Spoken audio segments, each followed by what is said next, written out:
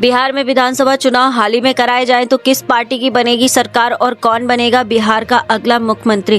क्या नवी बार फिर से बिहार के मुख्यमंत्री बनेंगे नीतीश कुमार या कांग्रेस पार्टी के नेतृत्व में इंडिया अलायंस मारेगा बाजी? इसी बीच बहुत ही चौंकाने वाला ओपिनियन पोल सर्वे सामने निकल कर आया है, जिसके नतीजे आपको भी चौंका सकते हैं। तो चलिए बात करते हैं बिहार के विधानसभा की सीटों की। तो बिहार में विधानसभा की सीटें 243 हैं और बहुमत की जो जादुई का आंकड़ा है वो 122 से, यानी किसी भी पार्टी को बिहार राज्य के अंदर अपनी सरकार बनाने के लिए 122 सीटें जीतने की आवश्यकता होती है।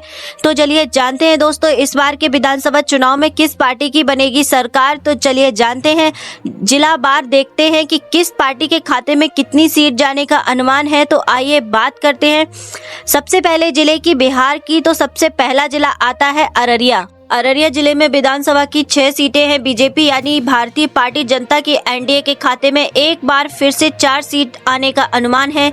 लोकसभा चुनाव के लिहाज में देखा जाए तो इस बार अररिया जिले में भारतीय जनता पार्टी के एनडीए का यहां पर सीधा फायदा होने का अनुमान है और कांग्रेस पार्टी के इंडिया गठबंधन के खाते में इस बार 2 सीटें जाने का अनुमान है।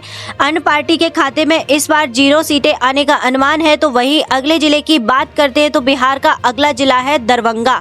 दरभंगा जिले में विधानसभा की 10 सीटें आती हैं। बीजेपी पार्टी के एनडीए के खाते में इस बार 10 विधानसभा सीटें में से 6 सीटें आने का अनुमान है। लोकसभा चुनाव के लिहाज से देखा जाए तो इस बार भारतीय जनता पार्टी के एनडीए का यहां पर फायदा होने का अनुमान है। तो वहीं दूसरे ओर कांग्रेस पार्टी के इंडिया गठबंधन के खाते में 4 सीटें जाने का अनुमान है और अन्य पार्टियों के खाते में इस बार 0 सीटें जाने का अनुमान है। तो वहीं अगले जिले की बात करते हैं तो अगला जिला आता है नवादा। नवादा जिले में विधानसभा की 5 सीटें आती हैं। बीजेपी यानी भारतीय जनता पार्टी के एनडीए के खाते में इस बार 3 सीटें जाने का अनुमान है। लोकसभा चुनाव के लिहाज से देखा जाए तो इस बार भारतीय जनता पार्टी के एनडीए का यहां पर नवादा जिले के फायदा होने का अनुमान है। तो वहीं दूसरी ओर कांग्रेस पार्टी इंडिया गठबंधन में 2 सीटें खाते में जाने का अनुमान है और अन्य पार्टियों के खाते में 0 सीटें जाने का अनुमान है। तो वहीं अगले जिले की बात करते हैं तो अगला जिला है सुपौल। सुपौल में विधानसभा की 5 सीटें आती हैं। बीजेपी पार्टी यानी भारतीय जनता पार्टी के खाते में इस बार 2 सीटें आने का अनुमान है। तो वहीं दूसरी ओर कांग्रेस पार्टी के इंडिया गठबंधन के खाते में 3 सीट जाने का अनुमान है और अन्य पार्टियों के खाते में इस बार 0 सीटें जाने का अनुमान है। तो लोकसभा चुनाव सीट की बात की जाए तो इस बार सुपौल में सीट जेडीयू पार्टी के खाते में गई है। इस लिहाज से देखा जाए तो कांग्रेस पार्टी के इंडिया गठबंधन को नुकसान होने का अनुमान है। तो वहीं अगले जिले की बात करते हैं तो बिहार का अगला जिला आता है गया। गया जिले की बात की जाए तो गया में विधानसभा की 10 सीटें आती हैं। बीजेपी पार्टी यानी भारतीय जनता पार्टी के एनडीए के खाते में इस बार 3 सीटें जाने का अनुमान है। तो वहीं कांग्रेस पार्टी इंडिया महागठबंधन के खाते में 5 सीट जाने का अनुमान है और अन्य पार्टियों के खाते में इस बार 2 सीटें आने का अनुमान है। लोकसभा की सीट की बात की जाए तो हाल ही में लोकसभा चुनाव हुए हैं। तो लोकसभा सीट की बात की जाए तो जीतराम मांझी की पार्टी के खाते में इस बार गया जिले की सीट गई है। इस लिहाज से देखा जाए तो अन्य पार्टियों के खाते में 2 सीट जाने का अनुमान है। वह अगले जिले की बात करते हैं तो अगला जिला आता है पटना। पटना जिले की बात की जाए तो पटना में विधानसभा की 14 सीटें हैं। भारतीय जनता पार्टी के एनडीए के खाते में इस बार 8 सीटें जाने का अनुमान है। तो वहीं लोकसभा चुनाव के लिहाज से देखा जाए तो इस बार भारतीय जनता पार्टी के एडी को यहां पर फायदा होने का अनुमान है। तो वहीं कांग्रेस पार्टी के इंडिया महागठबंधन के खाते में इस बार 6 सीटें जाने का अनुमान है और अन्य पार्टियों के खाते में इस बार 0 सीटें आने का अनुमान है। वह अगले जिले की बात करते हैं तो वहीं अगला जिला आता है सीवान। सीवान जिले में विधानसभा की 8 सीटें आती हैं। बीजेपी पार्टी के एनडीए के खाते में इस बार 8 विधानसभा सीटों में से 4 विधानसभा सीटें जाने का अनुमान है। तो वहीं लोकसभा सीट की बात की जाए तो जेडीयू पार्टी के खाते में गई है। इस लिहाज से देखा जाए तो भारतीय जनता पार्टी को यहां पर फायदा होने का अनुमान है। वह दूसरी ओर कांग्रेस पार्टी के इंडिया महागठबंधन के खाते में इस बार 3 सीटें आने का अनुमान है। वह अन्य पार्टियों के खाते में इस बार 1 सीट जाने का अनुमान है। तो वहीं अगले जिले की बात करते हैं तो बिहार का अगला जिला आता है औरंगाबाद। औरंगाबाद जिले में विधानसभा की 6 सीटें आती हैं। बीजेपी पार्टी के एनडीए के खाते में इस बार 1 सीट आने का अनुमान है। तो दूसरी ओर कांग्रेस पार्टी के इंडिया महागठबंधन के खाते में इस बार लोकसभा चुनाव के लिहाज से देखा जाए तो 4 सीटें खाते में जाने का अनुमान है और अन्य पार्टियों के खाते में एक बार एक सीट जाने का अनुमान है। औरंगाबाद की लोकसभा की सीट इस बार आरजेडीयू पार्टी यानी लालू प्रसाद की पार्टी के खाते में गई है। इस लिहाज से देखा जाए तो इंडिया गठबंधन को फायदा होने का अनुमान है। वहीं अगले जिले की बात करते हैं तो बिहार का अगला जिला आता है जमुई।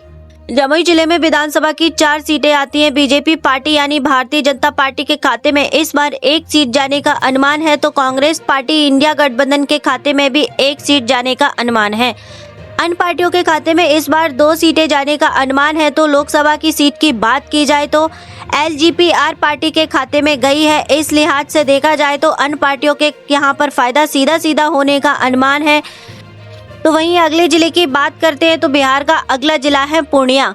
पूर्णिया में विधानसभा की 7 सीटें आती हैं। बीजेपी पार्टी एनडीए के खाते में इस बार 2 सीटें आने का अनुमान है। तो वहीं दूसरी ओर कांग्रेस पार्टी के इंडिया गठबंधन के खाते में इस बार 3 सीटें जाने का अनुमान है और अन्य पार्टियों के खाते में इस बार 2 सीटें जाने का अनुमान है। पूर्णिया लोकसभा सीट की बात की जाए तो पप्पू यादव निर्दलीय सीट से इस बार जीते हैं। इस लिहाज से देखा जाए तो अन्य पार्टियों के खाते में भी 2 सीट जाने का अनुमान है। वह अगले जिले की बात करते हैं तो बिहार का अगला जिला है वैशाली। वैशाली जिले में विधानसभा की 8 सीटें आती हैं। बीजेपी पार्टी के एनडीए के खाते में इस बार 3 सीटें जाने का अनुमान है। तो वहीं दूसरी ओर कांग्रेस पार्टी इंडिया गठबंधन के खाते में 4 सीटें जाने का अनुमान है। लोकसभा चुनाव के लिहाज और अन्य पार्टियों को इस बार खाते में 1 सीट जाने का अनुमान है। लोकसभा सीट की बात की जाए तो LGPR पार्टी के खाते में गई है। इस लिहाज से देखा जाए तो कांग्रेस पार्टी को यहां पर फायदा होने का अनुमान है। वहीं अगले जिले की बात करते हैं तो बिहार का अगला जिला है बांका। बांका जिले की बात करते हैं तो विधानसभा की 5 सीटें आती हैं। बीजेपी यानी पार्टी भारतीय जनता पार्टी के एनडीए के खाते में इस बार 2 सीटें आने का अनुमान है। तो वहीं दूसरी ओर कांग्रेस पार्टी इंडिया गठबंधन के खाते में इस बार भी 2 सीटें जाने का अनुमान है। वह अन्य पार्टियों के खाते में इस बार 1 सीट जाने का अनुमान है। बांका जिले की लोकसभा सीट की बात की जाए तो जेडीयू पार्टी यानी नीतीश कुमार की पार्टी के खाते में गई है। इस लिहाज से देखा जाए तो एनडीए को यहां पर फायदा होने का अनुमान है। वहीं अगले जिले की बात करते हैं तो बिहार का अगला जिला है खगड़िया। खगड़िया जिले में विधानसभा की 3 सीटें आती हैं। बीजेपी पार्टी के एनडीए के खाते में इस बार 0 सीटें जाने का अनुमान है। तो वहीं कांग्रेस पार्टी के इंडिया गठबंधन के खाते में इस बार 2 सीटें जाने का अनुमान है। अन्य पार्टियों के खाते में इस बार 1 सीट जाने का अनुमान है। खगड़िया की लोकसभा सीट की बात की जाए तो इस बार LGPR पार्टी के खाते में गई है। इस लिहाज से देखा जाए तो विधानसभा की 3 सीटों में से अन्य पार्टियों के खाते में 1 सीट जाने का अनुमान है। तो दोस्तों बिहार की 243 सीटों में से 91 विधानसभा सीटों का ओपिनियन पोल देख चुके हैं। तो भारतीय जनता पार्टी के एनडीए के खाते में 91 विधानसभा सीटों में से 39 सीटें जाने का अनुमान है। तो वहीं दूसरी ओर कांग्रेस पार्टी के इंडिया गठबंधन के खाते में इस बार 91 विधानसभा सीटों में से 41 विधानसभा सीटें जाने का अनुमान है। यानी बीजेपी पार्टी के एनडीए और कांग्रेस पार्टी के इंडिया गठबंधन में इस बार 2 सीटों का यहां पर एयरफेयर होना नजर आ रहा है। अदर पार्टियों के खाते में इस बार 11 सीटें जाने का अनुमान है। तो वहीं अगले जिले की बात करते हैं तो बिहार का अगला जिला है सीतामढ़ी। सीतामढ़ी में विधानसभा की 8 सीटें आती हैं। बीजेपी पार्टी के एनडीए के खाते में इस बार 3 सीटें आने का अनुमान है। तो वहीं कांग्रेस पार्टी इंडिया गठबंधन के खाते में 4 सीटें आने का अनुमान है। अन्य पार्टियों के खाते में 1 सीट आने का अनुमान है। वहीं अगले जिले की बात करते हैं तो बिहार का अगला जिला आता है बेगूसराय। बेगूसराय जिले में विधानसभा की 7 सीटें आती हैं। बीजेपी पार्टी यानी भारतीय जनता पार्टी के एनडीए के खाते में इस बार 4 सीटें आने का अनुमान है। तो वहीं कांग्रेस पार्टी इंडिया गठबंधन के खाते में इस बार 3 सीटें आने का अनुमान है। अन्य पार्टियों के खाते में इस बार 0 सीटें जाने का अनुमान है। वहीं लोकसभा की सीट की बात की जाए तो इस बार बीजेपी पार्टी के एनडीए के खाते में गई है। इस लिहाज से देखा जाए तो बीजेपी पार्टी एनडीए का इस बार फायदा होने का अनुमान है। तो वहीं अगले जिले की बात करते हैं तो बिहार का अगला जिला है कैमूर। कैमूर में विधानसभा की 4 सीटें आती हैं। बीजेपी यानी भारतीय जनता पार्टी के खाते में इस बार 1 सीट आने का अनुमान है। तो वहीं कांग्रेस पार्टी के इंडिया गठबंधन के खाते में 3 सीटें आने का अनुमान है। तो वहीं अगले जिले की बात करते हैं तो अगला जिला है कैमूर जिला। लखीसराय में विधानसभा की 2 सीट आती है। बीजेपी पार्टी के एनडीए के खाते में इस बार 1 सीट जाने का अनुमान है।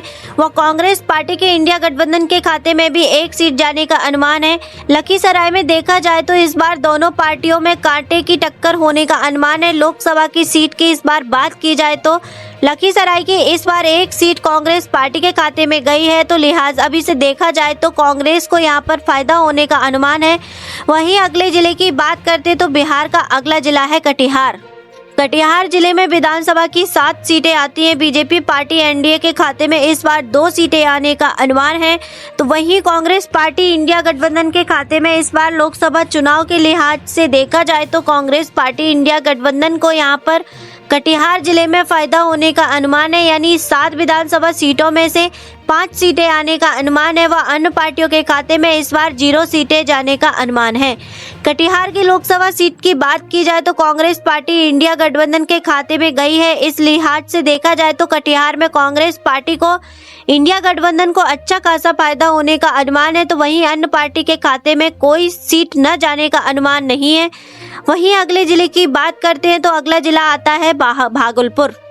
भागलपुर जिले में विधानसभा की 7 सीटें आती हैं। बीजेपी पार्टी के एनडीए के खाते में इस बार 1 सीट आने का अनुमान है, तो कांग्रेस पार्टी इंडिया गठबंधन के खाते में इस बार 4 सीटें आने का अनुमान है। अन्य पार्टियों के खाते में भी इस बार 2 सीटें आने का अनुमान है।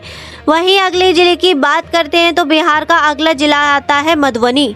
मधुबनी जिले में विधानसभा की 10 सीटें आती हैं। बीजेपी पार्टी के एनडीए के खाते में इस बार 10 विधानसभा सीटों में से 6 सीटें खाते में जाने का अनुमान है, तो वहीं कांग्रेस पार्टी के इंडिया गठबंधन के खाते में इस बार 4 सीटें आने का अनुमान है।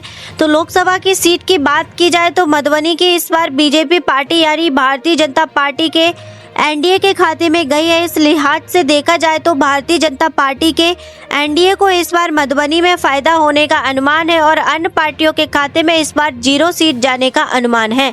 वहीं अगले जिले की बात करते हैं तो बिहार का अगला जिला है शिवहर।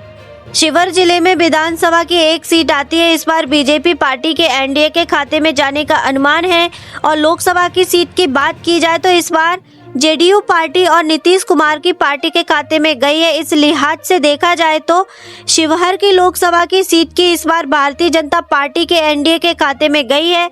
इस लिहाज से देखा जाए तो एनडीए के खाते में भारतीय जनता पार्टी के एनडीए के खाते में जाने का अनुमान है।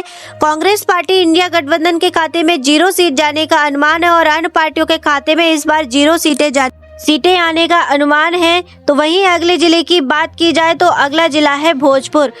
भोजपुर जिले में विधानसभा की 7 सीटें आती हैं। बीजेपी पार्टी के एनडीए के खाते में इस बार 4 सीटें आने का अनुमान है, तो कांग्रेस पार्टी के इंडिया गठबंधन के खाते में भी 4 सीट आने का अनुमान है।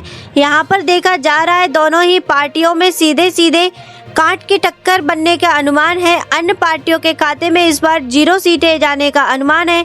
तो वहीं अगले जिले की बात की जाए तो बिहार का अगला जिला है मुंगेर।